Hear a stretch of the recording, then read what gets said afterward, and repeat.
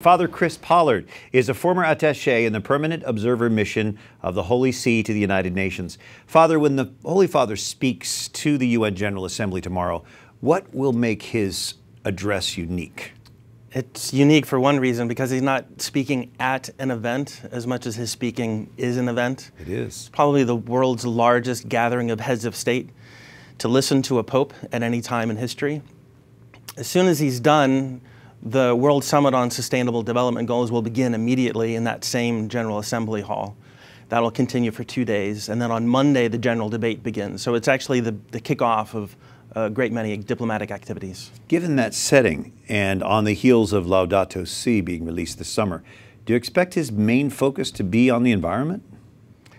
Not any more than it was today at the joint session of Congress. He certainly spoke of Laudato Si in the same way that Pope Benedict referred to Spe Salvi in his speech to the United Nations 20 years ago, or rather in 2008. And we'll hear him certainly talk about the poor, about the role of the family in society, about the young and old. We'll hear him probably talk about disarmament. I would expect that. I would expect reference to the unborn. And maybe today, he referenced Israel. Who knows, maybe tomorrow he'll mention Palestine. And it's significant that the Vatican flag will be raised. I understand the flag of Palestine will also be raised when Mahmoud Abbas speaks there. Correct. On September 10th, the General Assembly voted to pass a resolution in favor of the raising of the flags of non-member observer states. There are only two.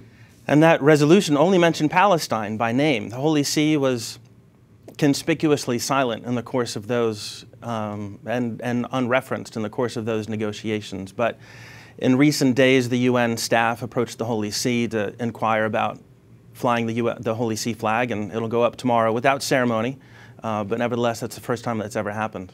Father Chris Pollard, thank you so much for joining us tonight. Thank you, Brian.